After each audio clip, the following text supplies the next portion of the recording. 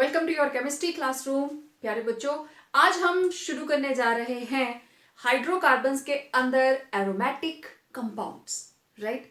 तो aromatic hydrocarbons के बारे में पहले मैं कोई और बात करूं तो ये जानते हैं इनका सोर्स क्या है, ये हमें मिलते कहां से हैं। मेथड्स ऑफ प्रेपरेशन तो मैं बाद में बात करूंगी, ठीक है। तो देखो, मेनली हमारे पास बेसिकली दो सोर्स हैं, कोल एंड पेट्रोलियम, राइट। नेचुरल हैं क्योंकि मेथड्स ऑफ प्रेपरेशन तो हम लेबोरेटरी में करते हैं, जो हम खुद बना रहे हैं। तो नेचर के अंदर कोल एंड पेट्रोलियम खुद बनते हैं, ठीक है। और उनमें से हम अलग अलग हाइड्रोकार्बन्स को सेपरेट आउट करते हैं। पेट्रोल के अंदर आपको पता है फ्रैक्शनल डिस्टिलेशन आपने पढ़ी, क्रैकिंग आपने पढ़ी, तो किस तरीके से हम इनको इंटरचेंज कर सकते हैं। तो लेट्स सी इनका सोर्स हमें कहां से मिलेगा। अभी जस्ट हम पहुंच रहे हैं सोर्स तक, बाद में देखते हैं कहां से क्या निकलेगा। तो ये रहा कोल एंड ये रहा पेट्रोलियम। अप टू 1950 तक यही माना जाता था कि सिर्फ कोल में से ही एरोमेटिक हाइड्रोकार्बन्स एक्सट्रैक्ट किए जा सकते हैं, क्योंकि इसी को यूज किया जाता था। बिकॉज पेट्रोल के बारे में इतना ज्यादा यूज भी नहीं था और बहुत कम उसकी यूज रहती थी, बस वहीं तक कि गाड़ियों के अंदर इसको यूज कर लो, क्योंकि उसके आगे के जो इक्विपमेंट्स थे डेवलप नहीं थे। But now a days petrol में से कोई ही फ्रैक्शन छूटी होगी जो हमने एक्सट्रैक्ट नहीं की होगी। पेट्रोलियम जेलीज हमने बना दी, आपको पता है पेट्रोल के कितने सारे प्रोडक्ट्स बनते हैं, ओके। तो 1950 तक भी यही था, अभी भी हम यूज करते हैं। तो क्या किया जाता है, डिस्ट्रक्टिव डिस्टिलेशन ऑफ कोल। मुझे यहां तक पहुंचना है, कोल टार तक। डिस्ट्रक्टिव डिस्टिलेशन ऑफ कोल, कोयले को बिल्कुल तोड़ दिया, इतना ज्यादा गर्म किया कि आप ये सोचो कि इसके वेपर बना के हम ठंडा कर रहे हैं। डिस्ट्रक्टिव डिस्टिलेशन, बिल्कुल तोड़ के उसको डिस्टिलेट किया, सब कुछ गैसेस बाहर निकाल दी। तो टेम्परेचर की रेंज 1270 से लेके 1675 केल्विन तक कोयला टूट गया, उसकी डिस्ट्रक्टिव डिस्टिलेशन हुई। तो दो चीजें बनी, एक था कोक, कार्बन, दूसरी थी हॉट वोलाटाइल कंपाउंड्स। उसमें से गैसेस भी तो बाहर निकलेंगे ना, तो वोलाटाइल मतलब गैसियस कंपाउंड्स। अब सॉलिड चीज है, उसको गर्म करोगे सॉलिड रह जाएगा, गैसेस निकल जाएंगी।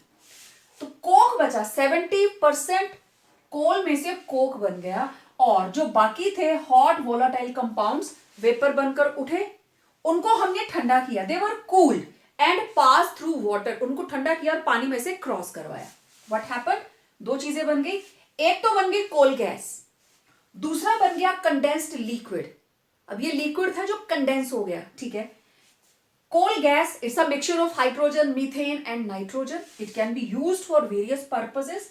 तो कंडेंस्ड लिक्विड, इसको काफी देर तक रहने दिया, रहेगा, कुछ तक स्टिल रहा और दो लेयर्स में सेपरेट हो गया।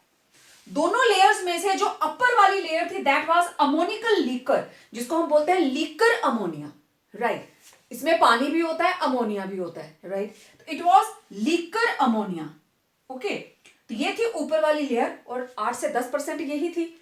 और जो नीचे वाली लेयर थी that was coal tar, 4 to 5%। और आपने मेन ये हमारे पास सोर्स आने वाला है इनकी, जो हमारे पास एरोमेटिक हाइड्रोकार्बन्स हैं उनकी प्रेपरेशन के लिए। कोल टार देखा है सबने, जिसको हम तारकोल बोलते हैं। सड़कें बनती हैं, राइट। कोयले से भी वही चीज बनी, और पेट्रोलियम की डिस्टिलेशन के भी एंड में जो वेस्ट प्रोडक्ट बना था दैट वाज कोल टार। और उसको हम कहाँ यूज करते हैं, सड़कें बनाने के लिए, है ना। अनप्लेजेंट सी स्मेल होती है, ब्लैक कलर का लिक्विड, विस्कस गाढ़ा लिक्विड। तो this is the main source of various hydrocarbons. तो पेट्रोलियम के अंदर एरोमेटाइजेशन, क्रैकिंग, ये तो एक रहा। देन पेट्रोल की जब हम करते हैं फ्रैक्शनल डिस्टिलेशन, जब हम इसकी करते हैं फ्रैक्शनल डिस्टिलेशन, तो वेरियस कंपाउंड्स आर फॉर्म्ड, जिसमें से कोल टार निकलता है। फ्रैक्शनल डिस्टिलेशन, उससे भी क्या बना, कोल टार along with other products। और मैं बाकी प्रोडक्ट्स के नाम नहीं लिख रही हूं सबके, आपको पता है इसमें से निकलता है kerosene, then petroleum, then ether, etcetera etcetera etcetera.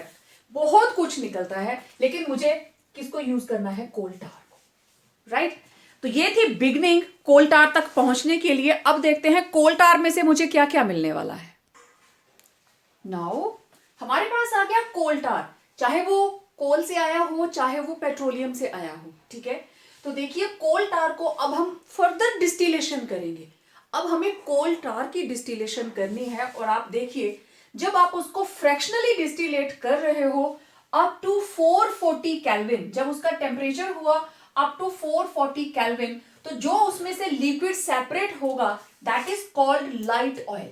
That fraction is known as light oil. और उसके अंदर क्या क्या रहता है? It contains benzene, toluene and xylene. Okay, अब देखो बेंजीन का आपको पता है, टोलुइन का आपको पता है, और जाइलिन कैसे होती है? जब आप दो मिथाइल ग्रुप लगा देते हो, अकेला होगा तो दिस इज टोलुइन, दो लग गए तो जाइलिन, आपको याद होगा दिस इज ऑर्थोजाइलिन। अगर ये मिथाइल यहां पहुंच गया तो मेटा, ऑपोजिट लग गए तो पैरा। मतलब मिथाइल वाले जितने भी हैं, बेंजीन, टोलुइन एंड जाइलिन, 6 से 8 कार्बन, ठीक है? 6 से 8 कार्बन इस लाइट ऑयल फ्रैक्शन में आ गए।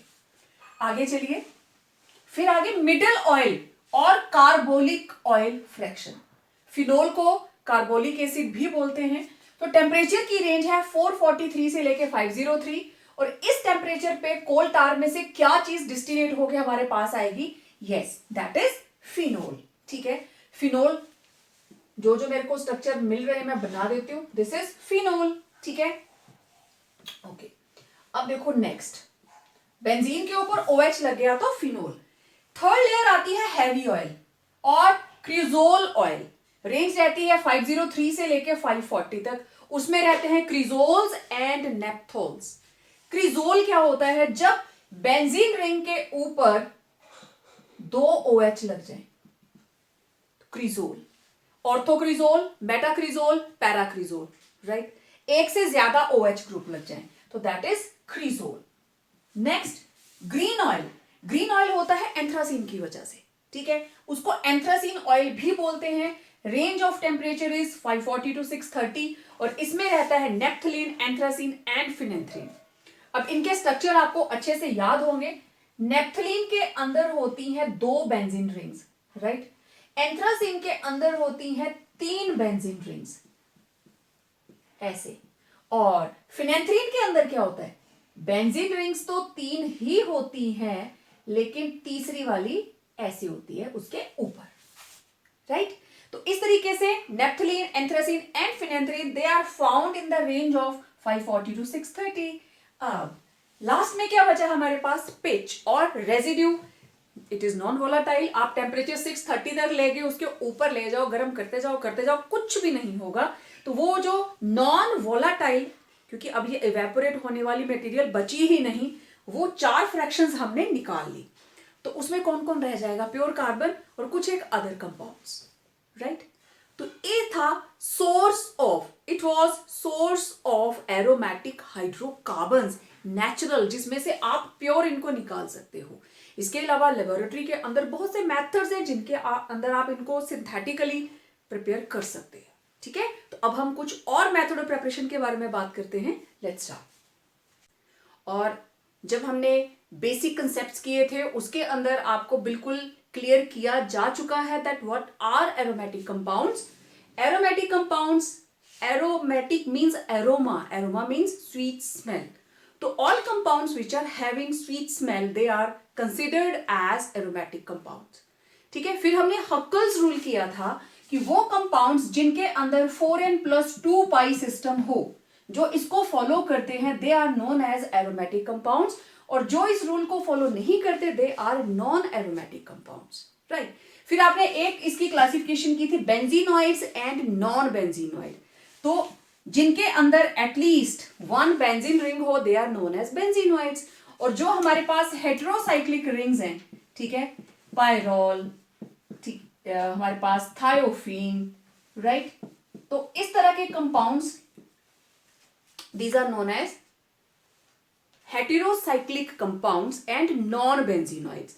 तो ये सारा आप लोग कर चुके हैं, इसकी डिटेल में ज्यादा नहीं लूंगी। I will directly start methods of preparation, ठीक है? So first method of preparation, it is from acetylene.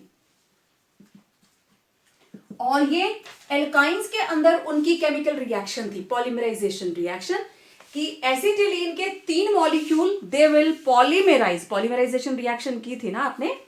So 3 molecules,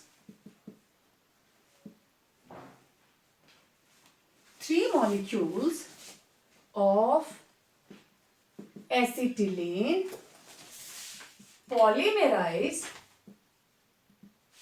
at 773 Kelvin temperature when passed through hot iron tubes. Right. तो रिएक्शन आपको याद होगी. देखो, CH ट्रिपल बॉन्ड CH एक molecule, CH triple bond CH दूसरा molecule, CH triple bond CH तीसरा molecule. करना क्या है, एक बॉन्ड खोलकर इन दोनों के बीच में ले आइए. खाली जगह है ना, तो यहां पे दीवार बना दीजिए. इधर से हटाया इधर, इधर से हटाया इधर. तो what you will get, this is iron tubes, temperature 773 Kelvin. So what you will get, CH double bond CH, CH double bond CH, CH double bond CH. क्योंकि पहले ट्रिपल था, अब डबल. एक बॉन्ड कहां गया, यहां पे. Double single double single double single, ये बन गई बेंजीन, C6H6. और आप इसको कैसे रिप्रेजेंट करोगे, ऐसे. So this is benzene, and benzene is the main aromatic compound, the first aromatic compound, क्योंकि यही उसका बेस है, इसी से डिराइव होते हैं बाकी के एरोमेटिक कंपाउंड्स. तो ये रिएक्शन आपने पहले भी की. 3 molecules of acetylene polymerize at 773 Kelvin when passed through hot iron tubes. और क्या बनाया, to form बेंजीन, बेंजीन बनाने के लिए. ठीक है. अब इसको मैं ले लेती हूं ए पार्ट, फर्स्ट का ए पार्ट. ठीक है. अब देखो सेकंड पार्ट, इसी का सेकंड पार्ट है वही सेम एसिटिलीन, लेकिन अब यहां पे हमारे पास होगा 3 molecules of प्रोपाइन. ठीक है.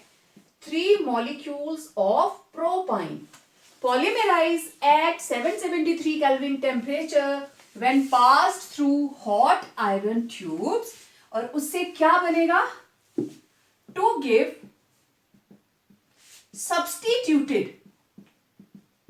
substituted benzene.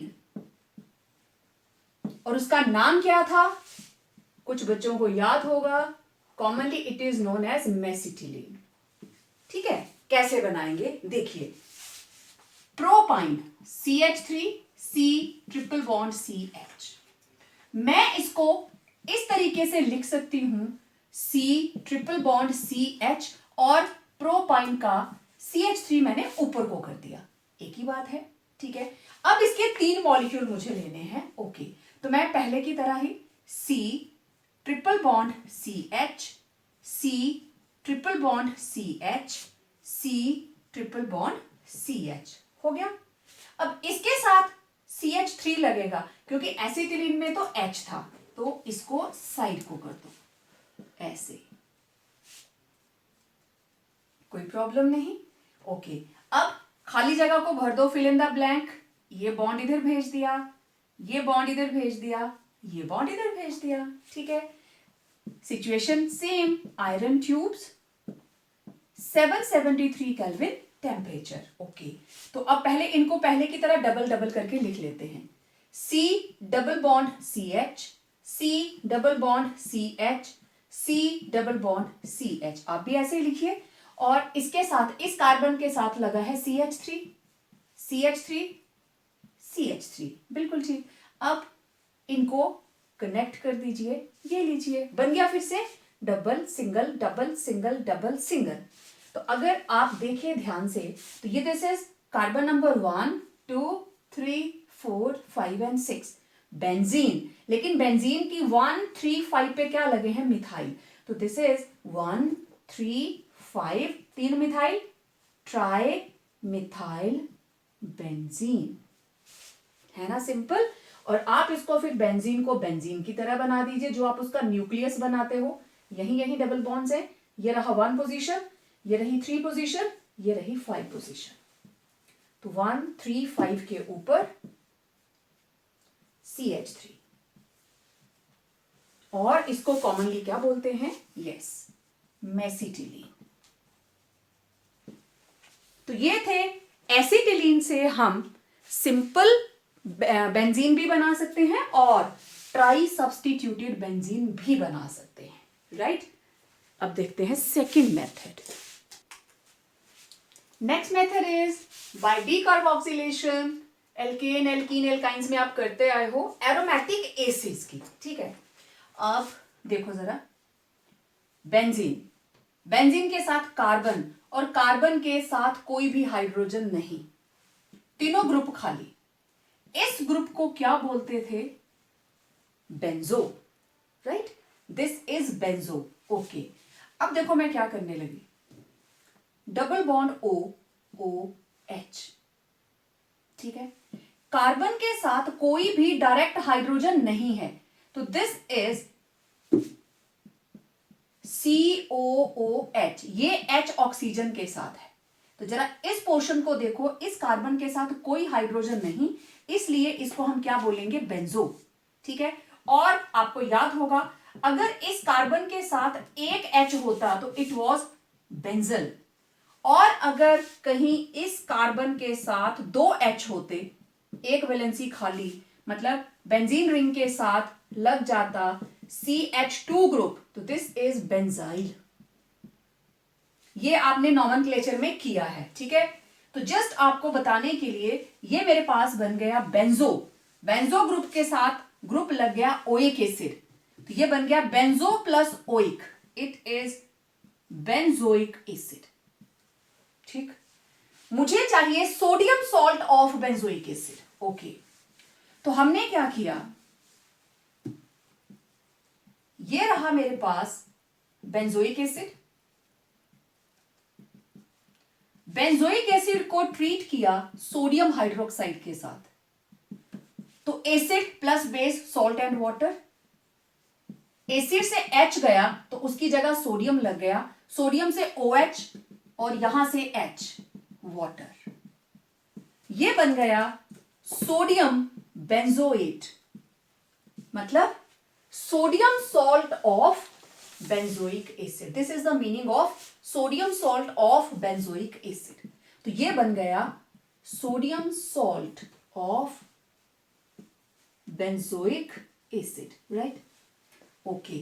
अब इसकी डीकार्बोक्सिलेशन होगी, सोडा लाइम डीकार्बोक्सिलेशन आपको अच्छे से याद होगी, COONA plus sodium hydroxide in the presence of calcium oxide. Soda lime, soda मतलब sodium hydroxide, it's a combination of sodium hydroxide and calcium oxide. तो आपको याद होगा ऐसे, इसका पूरे का पूरा ग्रुप डीकार्बोक्सिलेशन, कार्बोक्सिलिक एसिड वाला ग्रुप पूरा, और सोडियम हाइड्रोक्साइड में से सिर्फ H बचेगा। अब ये H जुड़ जाएगा इसके साथ, तो क्या बन गई? बेंजीन। क्योंकि ये बच गया था C6H5, एक H और जुड़ा तो ये बन गया C6H6। बाहर क्या निकला? कितने सोडियम? 2। कितने कार्बन? 1। और ऑक्सीजन कितनी है? 1 2 एंड 3। सोडियम कार्बोनेट बाहर। तो बेंजीन को आप तैयार कर सकते हैं, benzene can be prepared by soda lime decarboxylation of sodium salt of benzoic acid. तो ये बन गई बेंजीन, और बेंजीन का फॉर्मूला C6H6। तो it was decarboxylation of aromatic acids to give benzene. Next method of preparation, by reduction of phenol by zinc dust, okay. तो ये रहा फिनोल, दिस इज फिनोल, ठीक है। फिनोल को हम हीट करेंगे जिंक डस्ट के साथ, पाउडर्ड फॉर्म ऑफ जिंक, इसको हीट किया तो यहां से रिडक्शन हो रही है, reduction means removal of oxygen. तो ये जो जिंक है it will take out this oxygen along with it. तो हाइड्रोजन जो थी वो डायरेक्ट इसके साथ जुड़ गई. It was C6H5OH. OH में से ऑक्सीजन चली गई तो H जुड़ गया इसके साथ. क्या बन गया? C6H6. फिर से देखो, this is phenol, right. Phenol का मतलब benzene ring, it is C6H5 और उसके साथ लगा है OH. जिंक ने इसको निकाल दिया, रिडक्शन, ये हाइड्रोजन डायरेक्ट इसके साथ जुड़ गई, C6H6 बेंजीन बन गई. ठीक है, तो फिनोल की रिडक्शन से बन गई बेंजीन. बहुत सिंपल रिएक्शन. तो benzene is prepared by heating phenol with zinc dust, right. बहुत सिंपल सी रिएक्शन है. Next is by reduction of aryl halides. बहुत सिंपल, हम इसकी रिडक्शन करेंगे. This is chlorobenzene. Aryl halide, this is chlorobenzene.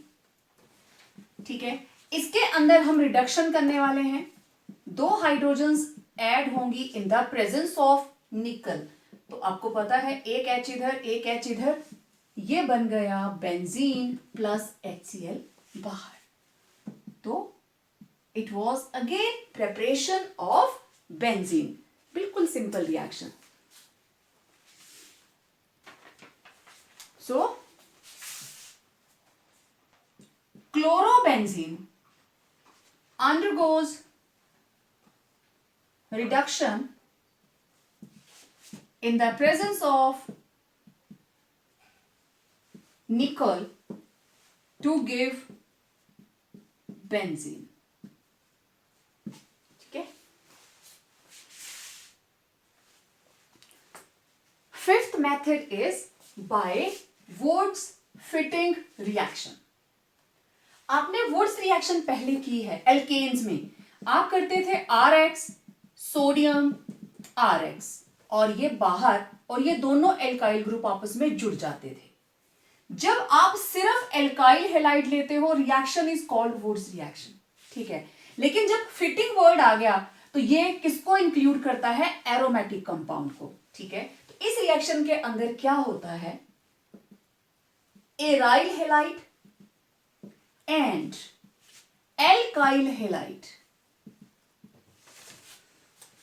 react together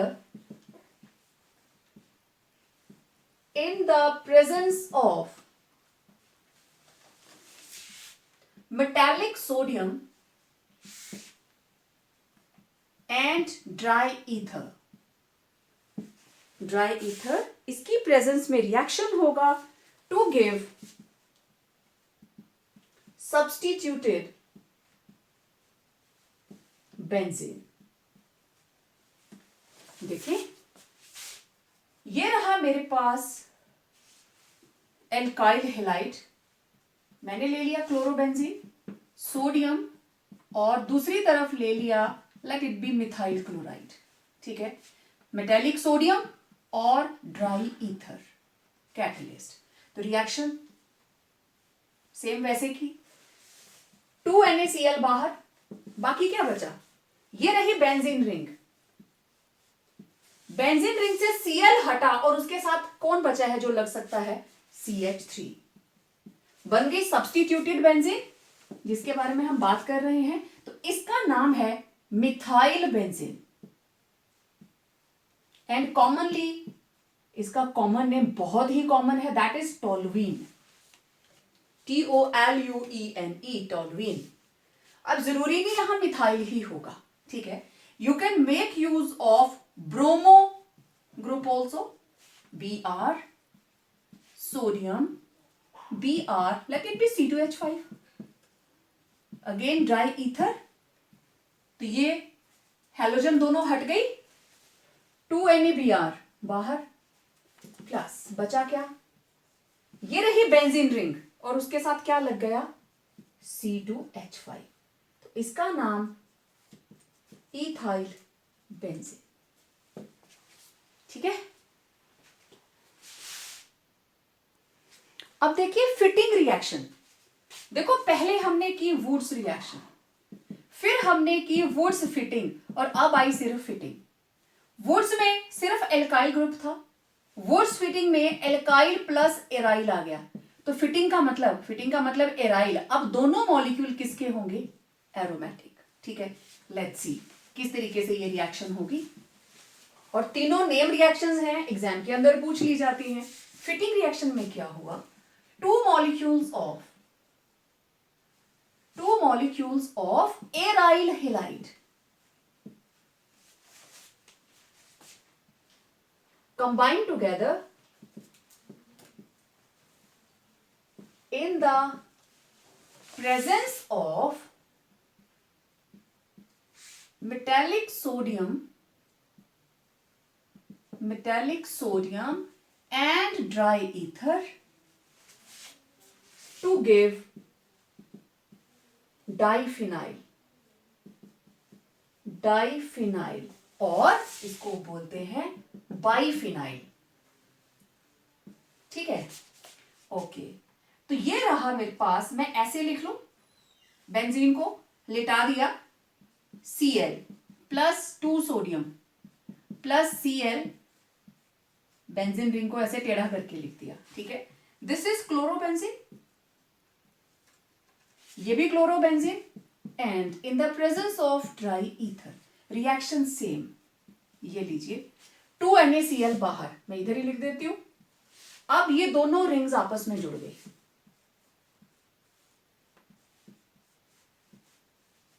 ठीक है,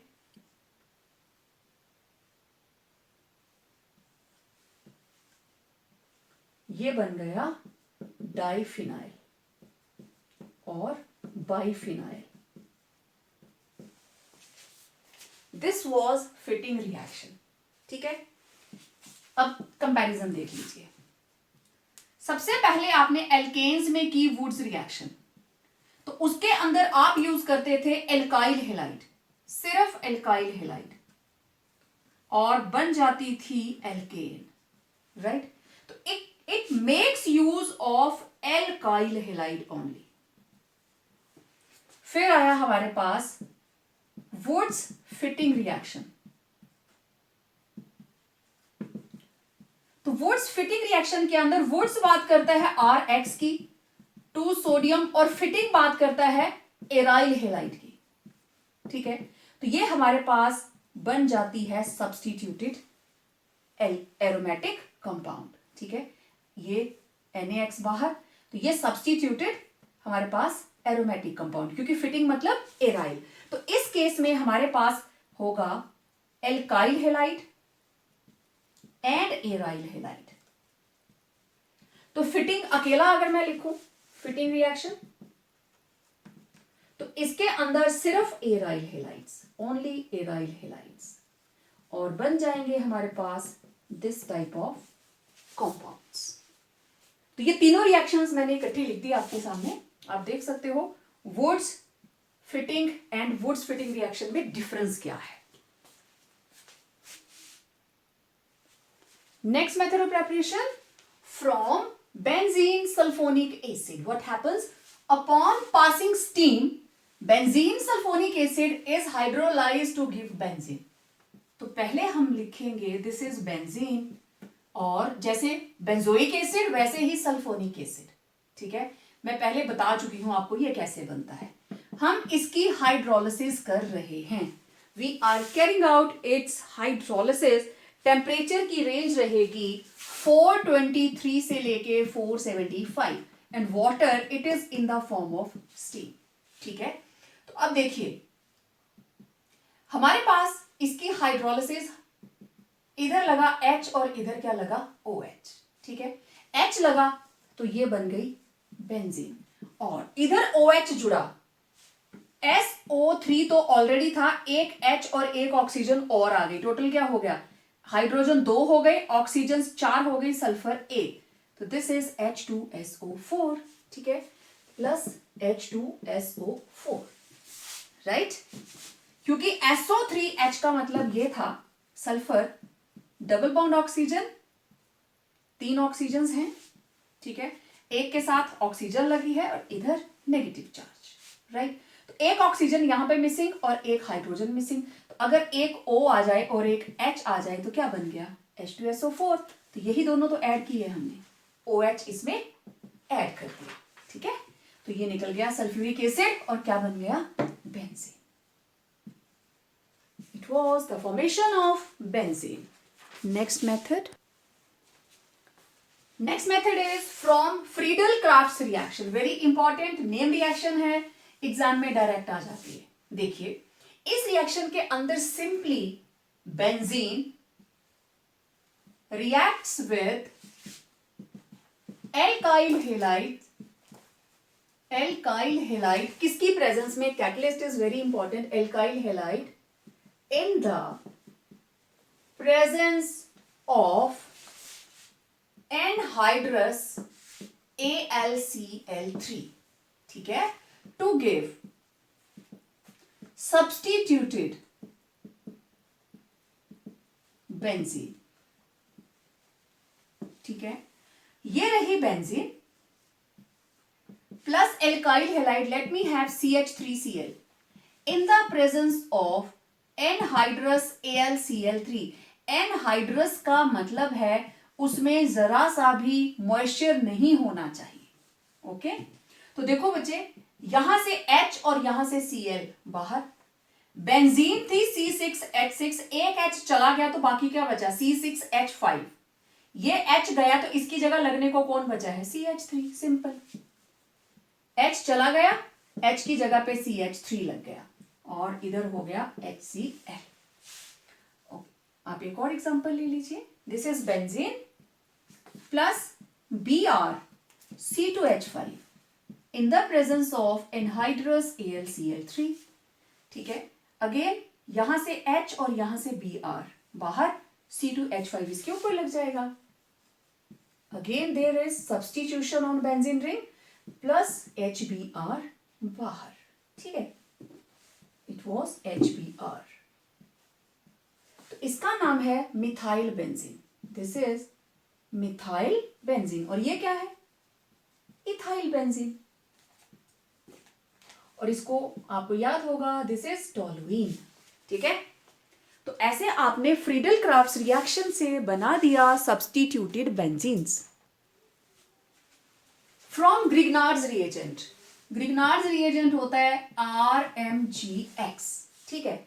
अब देखो बच्चे RMgX, R ये एल्काइल भी हो सकता है और ये एराइल भी हो सकता है। मतलब अगर यहां पे एल्काइल ग्रुप है तो मैं लिखूंगी CH3Mg, late it B Br। मैं यहां लिख सकती हूं C2H5MgBr, मतलब this is alkyl magnesium halide, ठीक है। जब ये एल्काइल ग्रुप के साथ है तो it is alkyl magnesium halide, और अगर एराइल है तो it will be aryl magnesium halide, ठीक है। अगर मैं R की जगह पे बेंजीन रिंग लगा दूं और उसके साथ क्या लगा है MgBr, तो इस ग्रुप को, दिस इज C6H5, एक हाइड्रोजन कम, इसे हम बोलते हैं फिनाइल। तो this is phenyl magnesium bromide, ठीक है। इस तरीके से, मतलब RMgX में R एल्काइल भी हो सकता है और एराइल भी हो सकता है। अब इधर हमें एरोमेटिक कंपाउंड्स प्रिपेयर करने हैं, तो we will better make use of aryl magnesium halides, right. तो let me start from this. जितने भी हमारे पास एराइल मैग्नीशियम हैलाइड्स हैं, Grignard's reagent, it reacts with alkyl halide, दूसरा कंपोनेंट एल्काइल हैलाइड होगा। तो मेरे पास था फिनाइल मैग्नीशियम ब्रोमाइड, इसका नाम है फिनाइल मैग्नीशियम ब्रोमाइड, ठीक है। मुझे इसमें ऐड करना है एल्काइल हैलाइड, ओके। तो BrCH3, हेलोजन सेम रखना, और ग्रिग्नार्ड्स रिएजेंट हमेशा रिएक्ट करेगा इन the presence of dry ether, इसको याद रखना। और देखो बच्चे बहुत सिंपल रिएक्शन, इस सर्कल के अंदर मैग्नीशियम के साथ दोनों ब्रोमीन्स बाहर, ओके। ये बन गया MgBr2। मैग्नीशियम की वैलेंसी 2 होती है। बाकी क्या बचा, ये है मेरे पास C6H5, CH3 लग गया, ठीक है। तो ये बन गया मिथाइल बेंजीन, और इसको क्या बोलते हैं, टोलुइन, ठीक है। अब जरूरी नहीं हर बार मिथाइल ही लगेगा। Let me have one more example. मेरे पास है magnesium bromide and let it be substituted by, ये था मेरे पास ब्रोमोमिथेन। अब मैंने यूज किया bromo ethane, this is bromo ethane, okay. Again in the presence of dry ether, ये लीजिए ये बाहर, and benzene will be substituted by ethyl plus MgBr2. What you will get? It is substituted benzene, that is ethyl benzene. ठीक है। तो इस तरीके से भी आप सब्स्टिट्यूटेड बेंजीन्स बनाते हैं by using Grignard's reagent.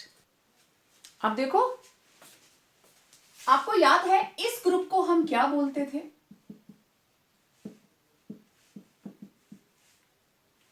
Second last carbon के ऊपर there is substitution of one methyl group, this is linear chain, second last carbon, ये लास्ट, ये सेकेंड लास्ट, और उसके साथ एक मिथाइल ग्रुप। तो क्या वर्ड यूज करते थे, iso. This group is iso, कितने कार्बन, 1 2 3, तो दिस इज आइसोप्रोपाइल, आगे क्या लगा, Br, ब्रोमाइड, राइट। अब इसी को मैं यूज करने वाली हूं, एल्काइल हैलाइड की जगह पे मैंने यूज किया Br CH CH3 CH3। या तो आप इसको लिख सकते हैं आइसोप्रोपाइल ब्रोमाइड, राइट। IUPAC में क्या होगा, 1 2 3, नंबर 2 के ऊपर लगा है ब्रोमो, तो this was 2 bromo propane, 2 bromo propane, check कर लो, 1 2 3। लेकिन सेकेंड लास्ट कार्बन के ऊपर प्रेजेंट है एक methyl group, that why it was isopropyl bromide, ठीक है।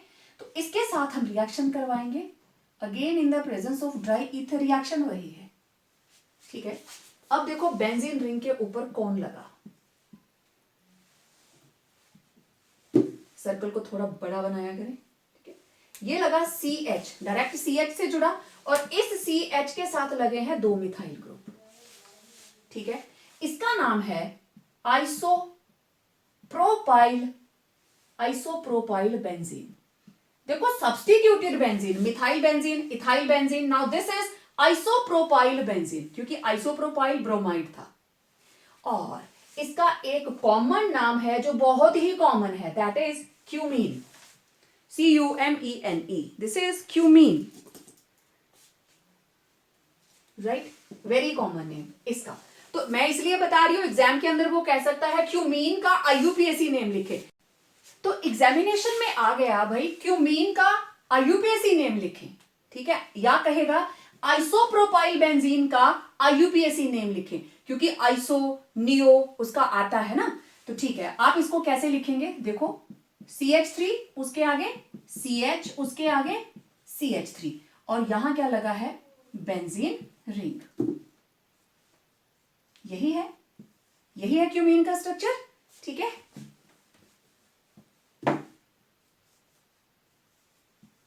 तो लॉन्गेस्ट चेन 1 2 3 लिखो भाई, word root, primary, secondary, pre. Word root is prop, primary suffix ane, secondary suffix नहीं है नाउ। नंबर 2 के ऊपर कौन लटका है, बेंजीन, नहीं, बेंजीन में एक हाइड्रोजन कम है, दिस इज C6H5, और इसको बोलते हैं फिनाइल, ठीक है। तो ये लगा है नंबर 2 के ऊपर फिनाइल, पूरा नाम 2 फिनाइल प्रोपेन।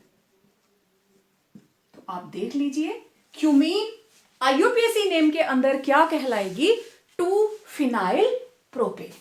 तो इस तरीके से various aromatic compounds can be prepared by using different methods.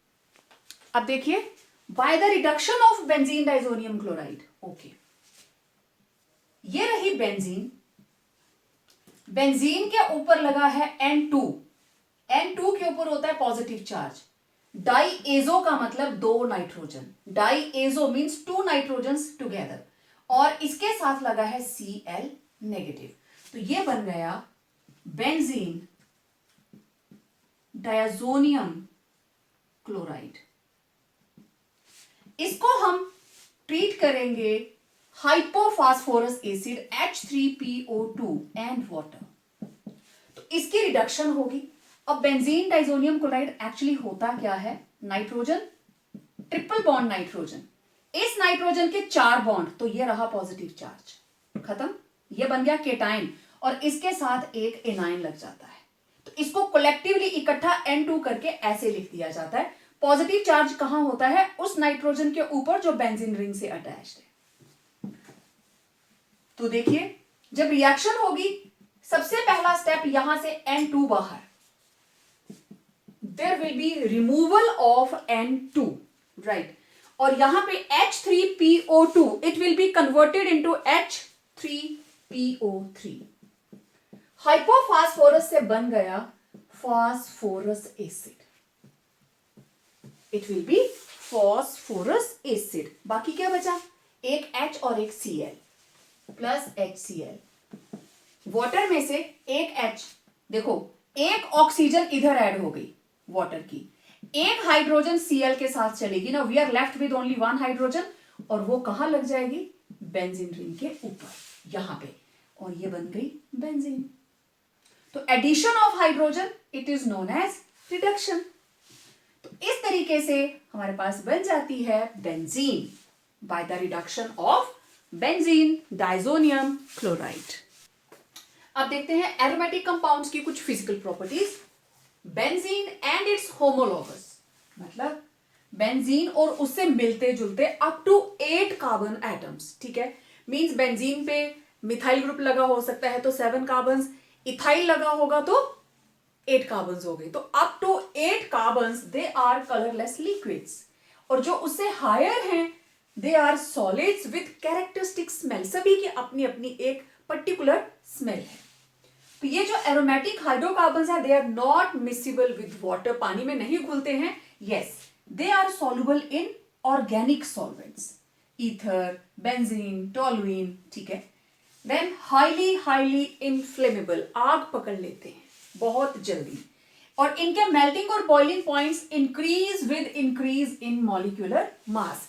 जैसे जैसे मॉलिक्यूलर मास बढ़ता जाएगा इनका मेल्टिंग और बॉइलिंग पॉइंट बढ़ता जाएगा, ठीक है। Then they are toxic and carcinogenic, toxic है मतलब हानिकारक हैं, कार्सिनोजेनिक है means they are cancerous, they are cancer causing, ठीक है।